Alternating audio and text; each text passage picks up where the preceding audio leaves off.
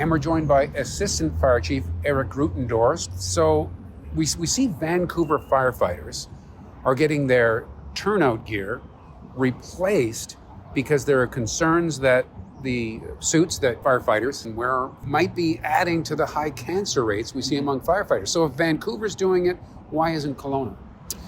Yeah, I mean, great question, and thanks for taking the time to look into firefighters' health and safety and some of the priorities and the initiatives that we're looking at. Unfortunately, yes, it is true that we've come to learn that there are chemicals such as PFAS in firefighting gear that further contribute to cancer risk among firefighters.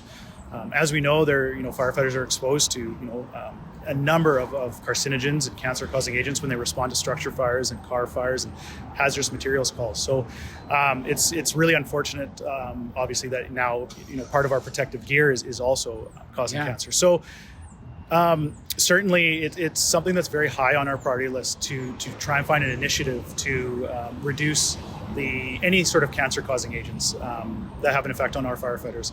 PFAS is one of those. There's many. So PFAS, and just to interrupt, sorry, this is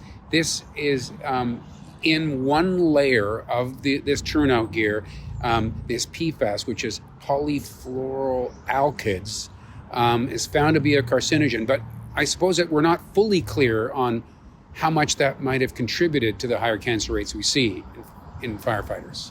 That's correct. To the best of my knowledge, there's no definitive study that's been done that can link a certain amount of cancer-related deaths to PFAS in particular. Having said that, to the city of Kelowna, to the Kelowna Fire Department, and to all fire departments, the number doesn't really matter. It's anything that leads to any sort of cancer-causing agent, anything that could cause cancer in our firefighters is something that we want to find a way to either completely avoid or completely minimize. So it sounds like you're making moves in that direction here then as well. Absolutely. So we're working very closely with the local, with the union to look at possible solutions. Vancouver, they took a really huge step, which I think is fantastic, in outfitting all their firefighters with PFAS-free gear.